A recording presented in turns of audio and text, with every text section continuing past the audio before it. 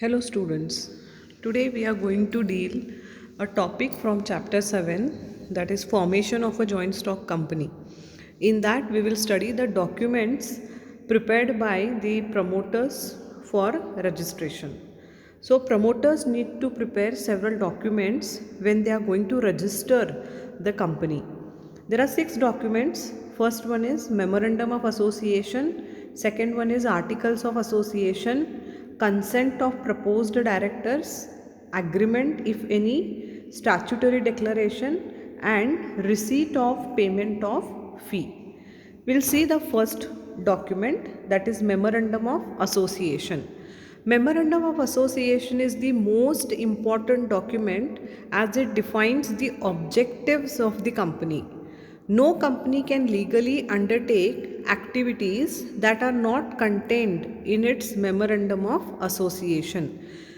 Now, Memorandum of Association is the most important document without which company cannot think of registering it with the Registrar of Companies. This particular document is must charter document and which tells the objectives or which lays the objectives of the company or the boundaries of the company. The Memorandum of Association contains certain clauses. We'll see them one by one. First one is name clause. A question may come where they may ask you what is Memorandum of Association and what are the clauses of a Memorandum of Association. So this particular topic is important. The first clause of Memorandum of Association is name clause. Every company compulsorily has to name the company. After deciding the name, they have to write the application and get it sanctioned or get it permitted. The name should be approved from the Registrar of Companies. So the same name has to be mentioned in the name clause. This clause contains the name of the company with which the company will be known, which has already been approved by the Registrar of Companies. As I have already told in one of my previous classes that promoters need to in their priority, promoters need to give 3 names to the registrar, and as per their priority they have to mention 3 names, and registrar will approve. Out of 3, registrar will approve any one name. That name has to be mentioned here in the name clause. If the company is private limited, then the word private limited is compulsory. If the company is limited, then the word limited is compulsory. Second clause is registered office clause. We also call it as domicile clause. This clause contains the name of the state in which the registered office of the company is proposed to be situated. Now, every joint stock company which is going to register or which is going to start its operation, they have to select a state in which their registered office should be situated. Now, in this registered clause, they have to mention the exact address of the registered office. Now, for any reason, if the promoters fail to submit the exact address of the registered office, then after registration of the company, they have 30 days. Within 30 days of the incorporation of the company, they can submit the full address of the registered office. Now, this is the second clause, registered office. They have to select a state where the company need to situate its registered office, and the full address of the registered office need to be mentioned here. Third one is objects clause. Now this is probably the most important clause of the memorandum. It defines the purpose for which the company is formed. So before getting the incorporation certificate, every company, every joint stock company need to write the purpose behind starting a company or the object behind starting a company.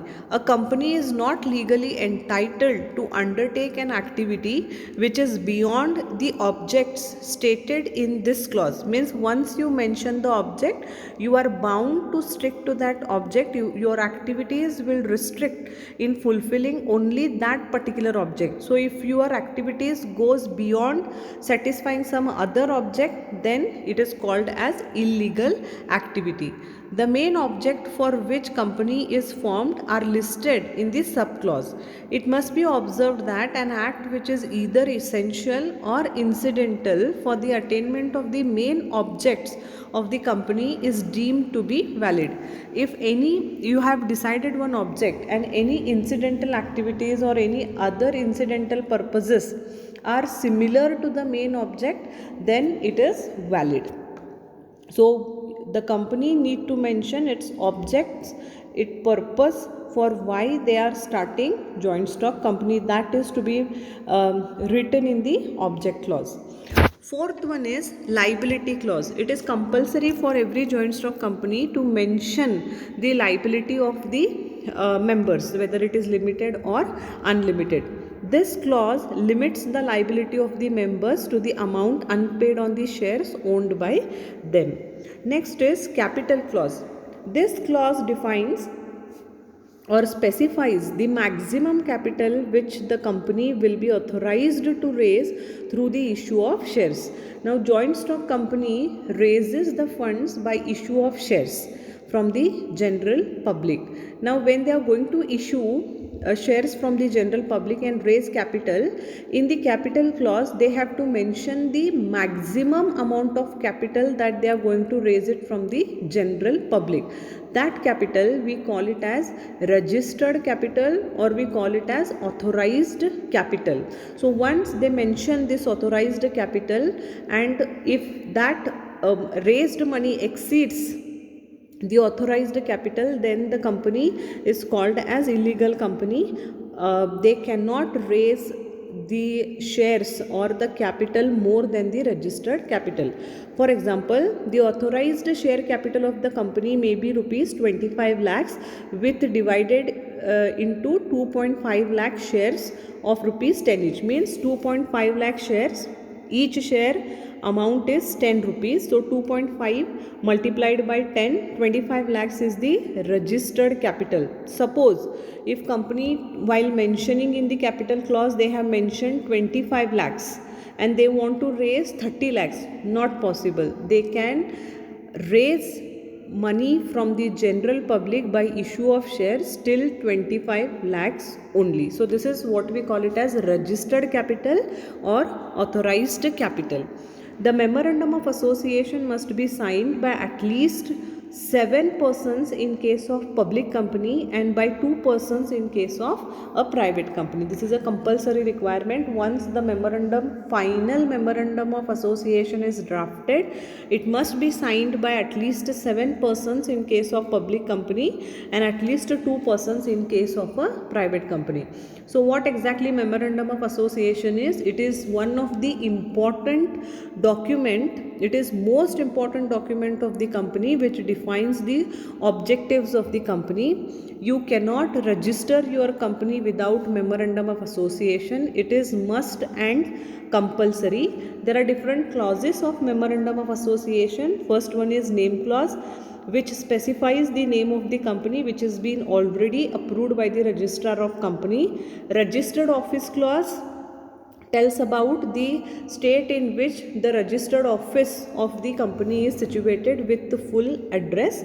Object clause, the company need to mention the purpose or objective for which they are going to establish the company. Liability clause, the limit of liability of the members must be mentioned in the liability clause. Capital clause is the maximum amount of capital that can be raised from general public, that is to be mentioned in capital clause. Now this memorandum of association, once it is drafted, in case of private companies, 7 persons need to sign it compulsorily and 2 persons must sign in case of private company. This is the first important document. Second important document is articles of association. Articles of association are the rules regarding internal management of the company. Now memorandum of association, it lays down the objectives of the company, whereas articles of association, it is related to internal management, that is rules and regulations governing the internal organization. These rules are subsidiary to the Memorandum of Association and hence should not contradict or exceed anything stated in the Memorandum of Association. The articles of a company shall be in respective forms as specified in Table F, G, H, I and J in Schedule I as may be applicable to such company. So in your textbook you might see some tables which company can have table F, table G, table H, categories are given. So accordingly you need to prepare articles of association. However, the companies are free to make their own articles of association which may be contrary to the clauses of table F, G, H, I, J, and in that case articles of association as adopted by the company shall apply. So it is not compulsory for companies to have articles of association in this particular F, G, H, I and J format. They can have their own articles of association. This provision is given by Companies Act of 1956 or Companies Act of Amended Companies Act of 2013. So second important document of joint stock companies articles of association, which tells about the rules, regulations regarding the internal management of the company. Third important document which is required by the promoters while registering the company is consent of proposed directors. The persons who are interested to become the director of the company has to give an undertaking. What undertaking?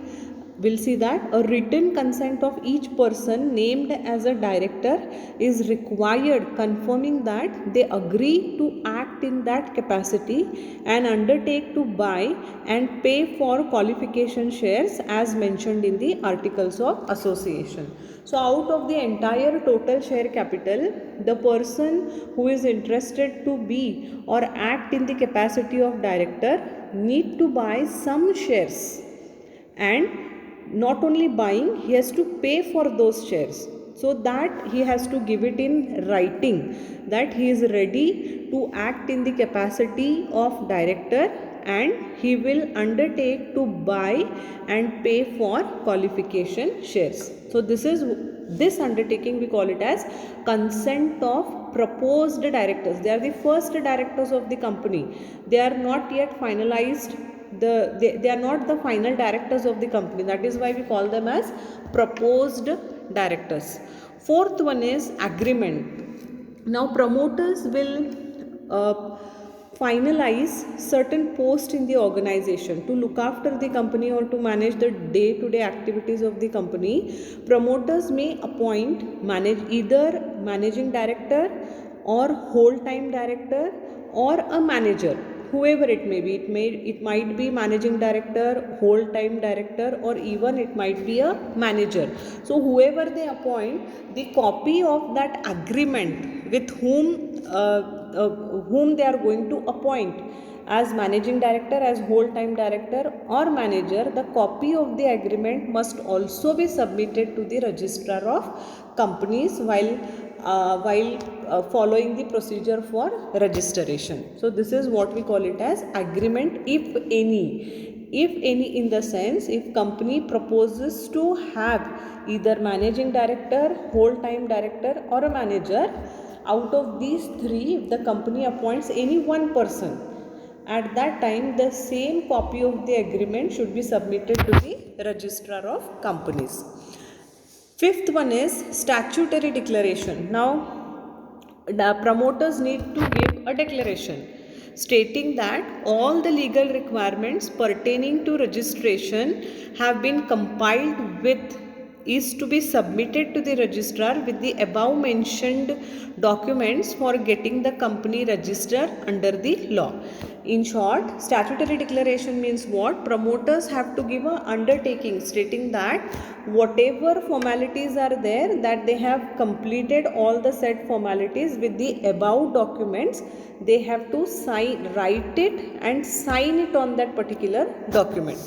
This statement can be signed by an advocate or by a chartered accountant or a cost accountant or a company secretary in practice who is engaged in the formation of a company, and by a person named in the articles as a director or manager or secretary of the company. Now here undertaking is not enough. Whatever statement is written, that statement need to be signed. Who can sign that statement? Either a advocate, a chartered accountant, cost accountant, or a company secretary who is practicing and who is engaged in formation of a company. If not these persons, any director who is mentioned in the articles of association or manager or company secretary can sign this particular declaration. Then the declaration will become as statutory declaration. Sixth important document is receipt of payment of fees. Along with the above mentioned documents, necessary fees has to be paid for the registration of the company. The amount of such fees shall depend on the authorized share capital of the company. So when the company is getting registered, the registrar of companies will mention some fees. Chalan is to be paid. The receipt of that fees paid will also be submitted with the above said documents with the registrar of companies. So these are 6 important documents which are prepared by the promoters at the time of registration or while forming a joint stock company. First one is memorandum of association, articles of association, consent of proposed directors, agreement, statutory declaration, and last one is receipt of payment of fees.